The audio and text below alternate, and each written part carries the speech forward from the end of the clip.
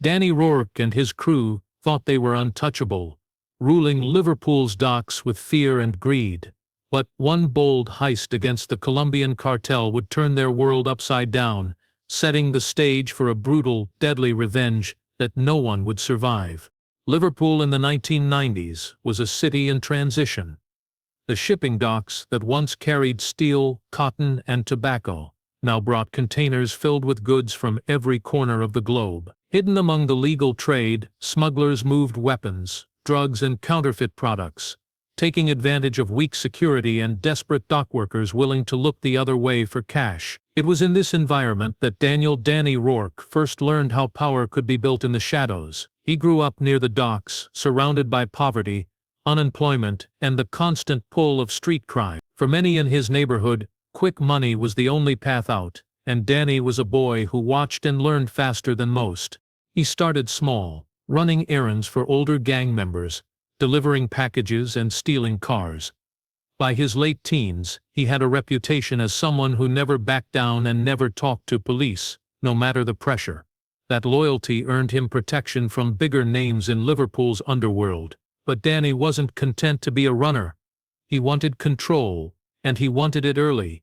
He began adding his own crew, recruiting restless young men who were eager to prove themselves. They started with petty thefts, snatching electronics, cigarettes, and alcohol from the docks, but soon graduated to bigger hauls. Every score brought in more money, and every bit of money tightened Danny's hold on his neighborhood. The turning point came when Danny used his street connections to move into drugs.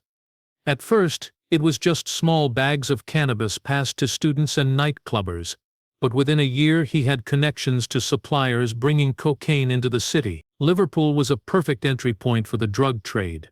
A busy port, cheap access to shipping, and countless bars and clubs where demand was constant. Danny seized the opportunity, building reliable distribution lines across the city. His rise was fast, and his name became known far beyond his own streets. What made Danny stand out wasn't just his ruthlessness, but his ambition.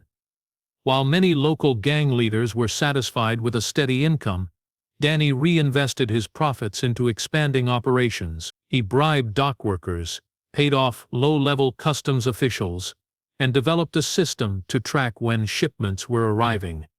His crew was no longer a group of reckless youths. It had transformed into an organized network that operated like a business. By his mid-20s, Danny was already considered one of the city's most dangerous figures. For the community around him, Danny was both feared and admired. Families struggling to pay rent saw him hand out cash for groceries.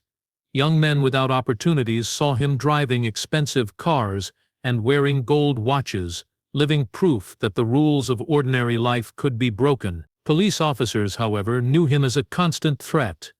Raids on his properties rarely found more than scraps of evidence, and witnesses were too terrified to speak. Each failed attempt to bring him down only strengthened the myth of Danny Rourke, the dockside hustler who had risen to become a kingpin.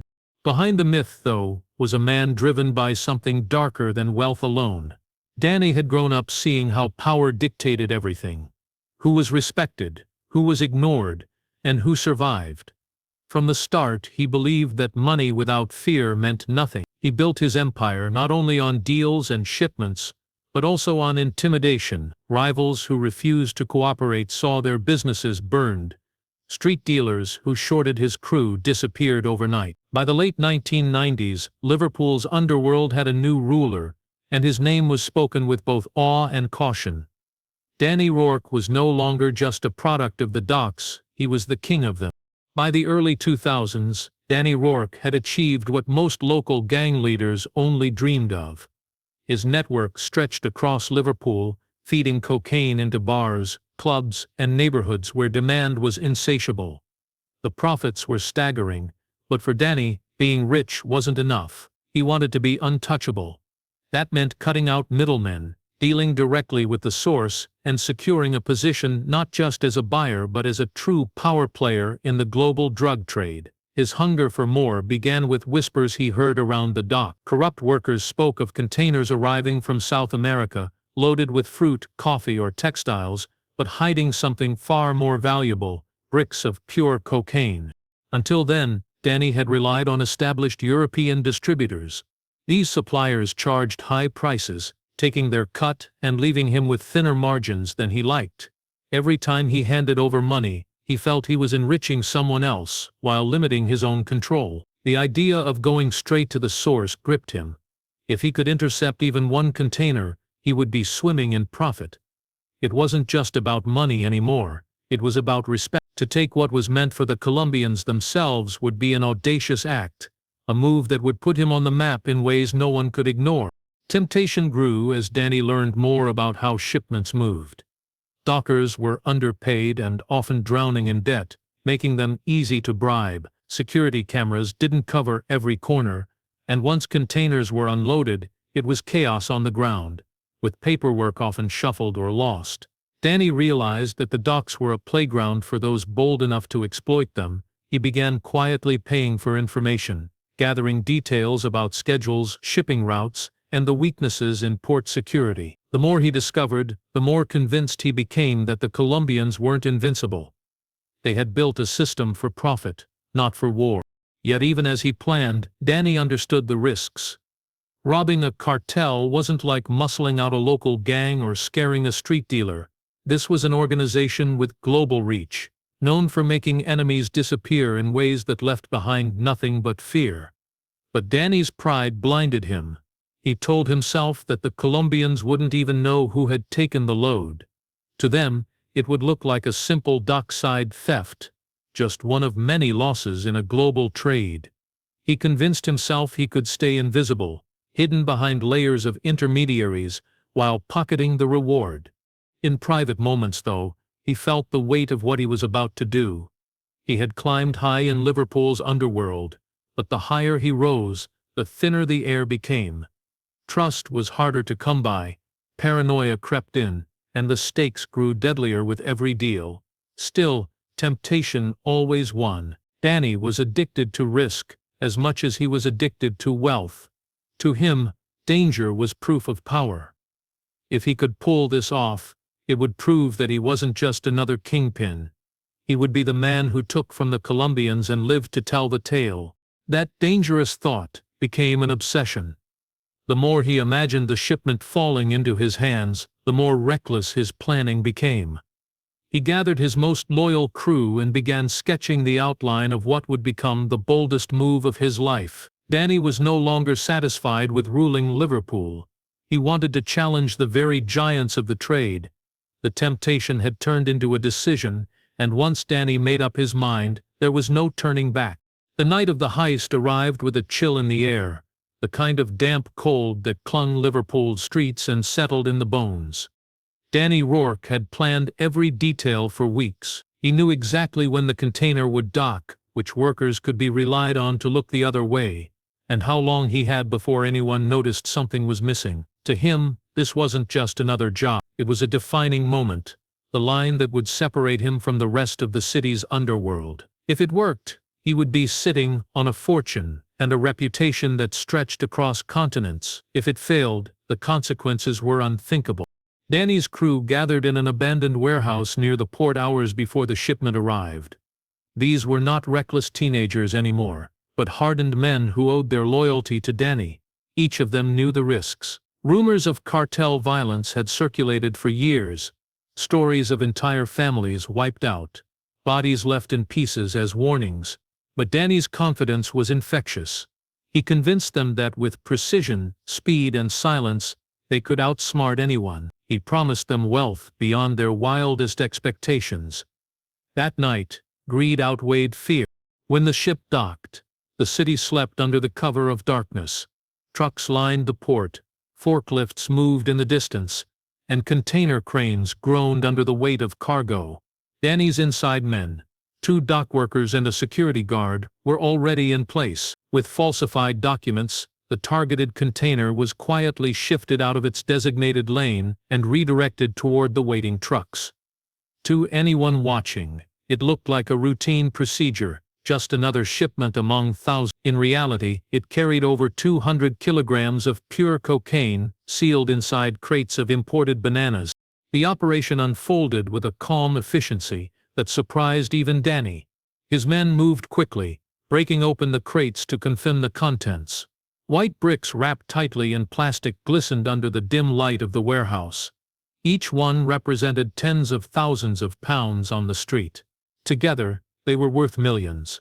For a moment, silence hung in the air as the crew stared at their prize. It was more cocaine than most of them had ever seen at once. The magnitude of what they had just taken sank in slowly, followed by a rush of adrenaline. By dawn, the container was gone, the evidence erased. The dock workers returned to their shifts as if nothing had happened, while the trucks carrying the cocaine disappeared into the city's industrial outskirts. Danny distributed the load into safe houses, breaking it down into smaller packages for distribution. To him, the heist had been a flawless success.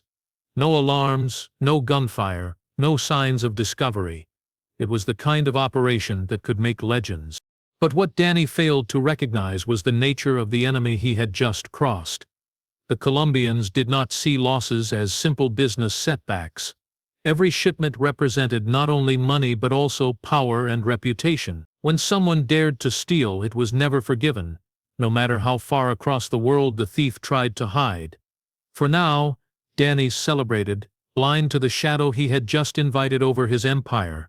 The heist was complete, but the true cost had only begun. At first, the heist seemed like the greatest triumph of Danny Rourke's career. The cocaine was distributed across Liverpool, Manchester, and beyond, flooding the market with supply so pure that rival gangs couldn't compete. Profits soared, cash came in faster than it could be counted, and Danny basked in the glow of victory. To outsiders, it looked as though he had achieved the impossible. He had taken from the Colombians, yet no one had come knocking. To his crew, it felt like they were untouchable, kings in a city already known for its criminal history. But beneath that false sense of security, something far darker was unfolding. The Colombians didn't move quickly. They didn't scream or send frantic messages demanding answers. They watched. In the weeks after the theft, subtle signals began to emerge. Men Danny didn't recognize appeared in Liverpool's nightclubs, quietly observing who came and went. Anonymous tips began landing on police desks, leading to sudden raids on properties linked to Danny's rivals. It looked on the surface like bad luck for other gangs, but the truth was simpler. The cartel was narrowing its search, eliminating suspects one by one. Danny ignored the signs at first. He was too busy celebrating his new wealth, throwing lavish parties in secret mansions, wearing expensive watches, and driving imported cars that screamed success. His arrogance blinded him to the quiet storm gathering around him. Some of his closest associates urged caution, but Danny dismissed their concerns. To him, the Colombians were too far away, too busy managing global operations to care about a single container lost in Liverpool. That belief would prove fatal. Meanwhile, the cartel began to tighten its grip. A man in Danny's network disappeared on his way home. His car, later found abandoned near the docks. A small stash house in Manchester was raided by masked men, its guards executed with brutal precision. No one claimed responsibility, but the message was clear to those who understood the language of organized crime. Someone powerful was sending warnings. Danny's paranoia grew, but instead of slowing down, he doubled his operations, trying to prove he was still in control. Behind the scenes, the cartel was piecing everything together. Their system was ruthless and methodical.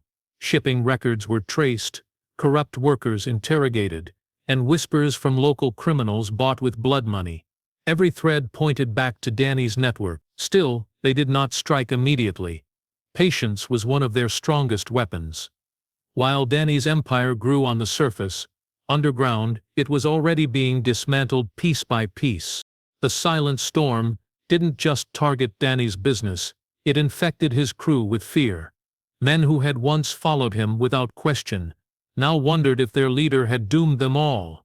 Some started hiding their money, others quietly reached out to rivals for protection. Trust began to erode. Danny, once celebrated for his boldness, found himself isolated. He had always believed power came from daring to take what others feared to touch. But in stealing from the Colombians, he had broken an unwritten law of the criminal world: never cross those who hold the bigger gun. The calm before the storm was almost worse than an open war. Danny could feel it, even if he refused to admit it. Every time he stepped outside, he felt eyes on him. Every time a phone rang, he wondered if the voice on the other end was his betrayer. Liverpool buzzed with rumors, but no one dared to say them aloud. The city knew what Danny still struggled to accept: the Colombians had marked him, and when their strike finally came, it would be absolute. The first cracks in Danny Rourke's empire appeared slowly, almost imperceptibly at first. A shipment that had been carefully planned went missing, vanishing somewhere between Liverpool and Manchester. It was a small quantity compared to the massive heist months earlier, but it sent shockwaves through Danny's crew. Questions were asked in hushed tones, fingers were pointed, and for the first time, loyalty wavered. Men who had once followed Danny without hesitation now glanced over their shoulders, wondering if the Colombian cartel's reach had already touched their city. Danny, however, refused to show fear. He insisted it was a minor setback, blaming logistics and careless drivers, but the tension in the air was undeniable. Soon after, the body of one of Danny's closest lieutenants was discovered in a deserted parking lot. He had been executed with the precision of trained professionals. No struggle, no mistakes, just a cold, calculated murder that left everyone unsettled. The brutality of the killing made it clear that this was not the work of a local gang. The message was unmistakable: someone was watching, someone with power, patience, and lethal efficiency.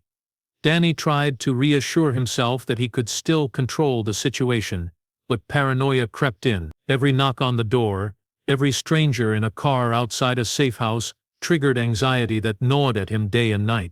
The pressure didn't stop with violence. Police surveillance around Danny's operations intensified. Seemingly coincidental at first, he noticed cameras installed near his usual routes and checkpoints that seemed unusually persistent. Although he suspected the authorities, deep down he knew the real threat was the cartel. The Colombians had the ability to manipulate law enforcement, using bribed officers and informants to keep tabs on him without ever directly revealing themselves. Danny's mind became a battlefield of suspicion, strategizing on how to stay one step ahead, yet constantly feeling that he was falling behind. Internal cracks began to form as well. Some of Danny's trusted men started questioning his decisions.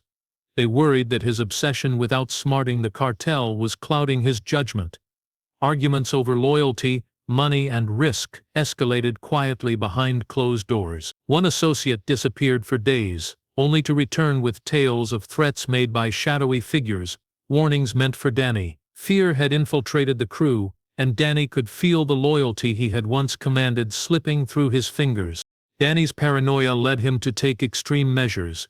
Safe houses were changed daily, routes to meet distributors were altered constantly, and meetings were held in secret locations scattered across Liverpool. He believed that mobility and unpredictability would keep him safe. Yet the more he ran, the more isolated he became. Even his closest allies began to hesitate, unsure if following him meant survival or certain death. His empire, which had once been a symbol of power and invincibility, was now a fragile network under siege from an enemy that moved silently but with deadly purpose. Despite the mounting threats, Danny refused to surrender. He continued his operations, distributing drugs and collecting money, clinging to the illusion of control. But every lost shipment, every mysterious death, and every suspicious glance reminded him that the walls were closing in. The city that once feared and admired him was now filled with whispers of doom. Liverpool's Kingpin had built an empire on audacity and fear, but the same forces that had made him unstoppable were now conspiring to destroy him. In the shadows, the cartel's silent campaign was beginning to pay off, leaving Danny with a terrifying realization: the most dangerous enemy he had ever faced was already inside his own world. Danny Rourke's downfall didn't come with a bang, it came with a whisper, a quiet betrayal that cut deeper than any bullet. For years, he had trusted his inner circle implicitly, believing loyalty could be bought with money, respect, and fear. But desperation has a way of turning even the most devoted allies into enemies. One of Danny's closest associates, a man who had grown up alongside him on the Liverpool docks, was drowning in debts he could not repay. The weight of unpaid loans and mounting threats made him vulnerable to outside influence, and the Colombian cartel recognized the opportunity immediately.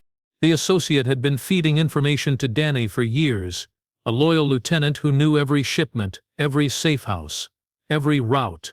But fear and greed can change loyalty into treachery. Under pressure from the cartel and facing ruin, he quietly began passing details of Danny's movements, schedules, and contacts to the hitman waiting thousands of miles away. Each small piece of intelligence was like a spark in a dry forest, harmless on its own, but enough to set a fire that would consume everything. Danny remained oblivious, too wrapped up in paranoia over random threats and missing shipments to notice the betrayal at his side. He continued moving his crew from one safe house to another, altering routes and changing plans, thinking that unpredictability would keep them safe. But the cartel was always one step ahead. Every route he changed, every meeting he relocated, had already been anticipated.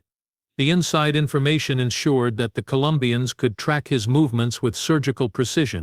As weeks passed, strange coincidences began piling up. A shipment would vanish without explanation, a trusted contact would suddenly disappear, and a loyal lieutenant would act suspiciously. Danny's paranoia intensified, yet he still could not identify the true source of the leak. He suspected everyone and trusted no one, but the real traitor remained hidden, quietly feeding the cartel the roadmap to his empire. The betrayal was invisible but lethal, like poison seeping into his veins. The cartel didn't need to attack immediately. Patience was their weapon. They let Danny continue operating, distributing drugs and collecting money, giving him a false sense of control. This prolonged period of apparent calm allowed them to prepare for the ultimate strike. Meanwhile, Danny's mental state began to fracture. Sleepless nights became routine. He obsessed over threats, real and imagined. Each day his empire felt less like a fortress and more like a house of cards, vulnerable to collapse from a single nudge. The betrayal reached its apex when Danny's location was finally confirmed. The associate had given away enough information for the Colombian hitman to pinpoint him to a single safe house in Toxteth. In the cartel's eyes, there was no need for further surveillance or indirect threats. The stage was set. The final act of Danny Rourke's reign would be executed with cold, precise efficiency. The man who had once ruled Liverpool's underworld with fear and cunning was about to be toppled, not by a rival gang or police, but by someone he had trusted above all else. The cruel irony was that Danny had always believed that loyalty was absolute when backed by power and fear. Yet in the criminal world, desperation and opportunity often outweigh even the strongest bonds. The betrayal was not loud, not dramatic, it was quiet, calculated and deadly. It was the kind of act that leaves no chance for redemption, no warning, and no second opportunity. The empire Danny had built was about to crumble from the inside, leaving him exposed to the relentless vengeance of the Colombian cartel. Rain slicked the streets of Liverpool the night Danny Rourke met his fate. The city was quiet, streetlights casting dull reflections across wet pavement, the kind of evening that felt ordinary to everyone, except the men lying in wait. Danny had spent the day moving between safe houses, convinced that constant motion would keep him alive. His paranoia had grown into ritual, never taking the same route twice, always checking mirrors, never staying in one place for more than a few hours. But no matter how many precautions he took, betrayal had already undone him. The cartel knew exactly where he was and where he would be next. Danny climbed into his car just after dusk, the engine humming softly as he pulled away from a modest brick house in Toxteth. He believed the location was secure, a temporary stop arranged only hours earlier. What he didn't realize was that the men who had orchestrated his downfall were already tracking his every move. As he drove toward the city center, he passed rows of shuttered shops and quiet terraced homes, unaware of the van that had slipped into the road behind him. Inside the van, armed men sat in silence, their faces blank, their task clear. At a red light, Danny's car slowed to a stop. It was a moment of vulnerability, one he had experienced countless times before, with his heart pounding, his eyes darting between rearview mirrors and passing vehicles. This time, there would be no escape. The van pulled up alongside him, its sliding door flung open in one swift motion. What followed was an eruption of violence unlike anything Liverpool had seen in years. Automatic weapons roared, sending a storm of bullets tearing through the car. Glass shattered, metal twisted, and the echo of gunfire thundered down the narrow street. Danny had no time to react. The ambush was over in seconds, his body riddled with wounds before he even understood what was happening. The precision was terrifying. Controlled bursts, no stray shots, no hesitation. Witnesses later described it as a military-style operation. Cold and professional, the attackers did not linger. The van sped off into the night, leaving behind the wreckage of Danny's car and the lifeless body of the man who once ruled Liverpool's underworld. Neighbors peered from windows, their faces pale with shock. Some dared to step outside, watching smoke curl from the bullet-ridden vehicle as sirens wailed in the distance. By the time emergency responders arrived, Danny was gone. The scene told its own story. This was no random shooting, no petty gang rivalry. It was an execution, planned with meticulous detail, carried out with ruthless efficiency. For the police, the attack was confirmation of what they had long suspected, that Danny's theft from the Colombians had triggered consequences beyond local law enforcement's control. For the underworld, it was a message carved in bullets. Nobody, no matter how feared or respected, could steal from the cartel and live. Danny's death was not just an ending, it was a demonstration. In a single night, the Kingpin of Liverpool was erased, and with him went the illusion of invincibility. The brutal hit left the city shaken, a grim reminder that in the drug trade, power is fleeting and betrayal is deadly. The Colombians had spoken in the only language they ever used, violence, and the message would echo long after Danny's blood was washed from the rain-soaked streets. Danny Rourke's death left a void in Liverpool's underworld that was both immediate and terrifying.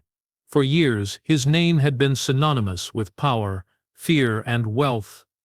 He had ruled the docks with an iron fist, commanding loyalty through a mix of respect and intimidation. But in one calculated strike, the Colombian Cartel had shattered the illusion of invincibility that he had so carefully constructed. The city felt the tremors of his fall instantly. Rival gangs, once cautious in the shadow of Danny's empire, suddenly sensed opportunity. Territories that had been off-limits were now up for grabs, sparking quiet conflicts and uneasy alliances. Yet, the immediate scramble for power was overshadowed by fear. Everyone who had ever worked with Danny or even known him understood the implications of his execution. This was more than a murder, it was a warning. The Colombians had demonstrated that their reach extended far beyond South America, that they could strike anywhere with precision and ruthlessness. Whispers spread among Liverpool's criminal circles, not about potential revenge or retaliation, but about survival. The lesson was stark: stealing from the cartel meant certain death. Even those who had opposed Danny now hesitated, aware that the same fate could await them if they overstepped. Danny's former crew disbanded quickly. Some fled the city, taking whatever cash or goods they could carry. Others attempted to integrate into rival networks, hoping that alliances and loyalty to new leaders would shield them. A few were quietly eliminated, victims of the same ruthless calculus that had claimed Danny. The empire that had once seemed unshakable collapsed almost overnight, leaving behind scattered assets, abandoned safe houses, and a trail of fear that would linger for years. The media, though careful not to name the cartel directly, covered the execution extensively. News outlets described it as one of the most brutal hits in Liverpool's criminal history. Police statements were cautious, hinting at organized crime involvement without confirming specifics. Social commentators dissected the rise and fall of Danny Rourke, painting him as both a product and a victim of a globalized underworld, where ambition and greed often led to catastrophic consequences. His story was repeated in bars, homes, and back alleys, a cautionary tale of hubris, betrayal, and the lethal consequences of crossing the wrong people. In the months that followed, the city adjusted to a new reality. Crime networks reorganized, with smaller groups trying to claim fragments of Danny's former territory. Yet, the shadow of the Colombian cartel remained. People acted more discreetly, operations became quieter, and the sense of omnipotence that Danny had once projected vanished. Even those who had previously dismissed the cartel as distant and untouchable now moved with extreme caution. Danny's legacy was paradoxical. On one hand, he had achieved incredible wealth, power, and notoriety, becoming a legendary figure in Liverpool's criminal history. On the other hand, his ambition had blinded him to the limits of his control, leading to a downfall so absolute that it became a defining story of the dangers inherent in the drug trade. His life and death illustrated the unforgiving nature of criminal hierarchies, where loyalty can be bought, betrayal is inevitable, and power without caution is fleeting. Years later, the story of Danny Rourke is still told as a warning. Young criminals hear it as a lesson in ambition and arrogance.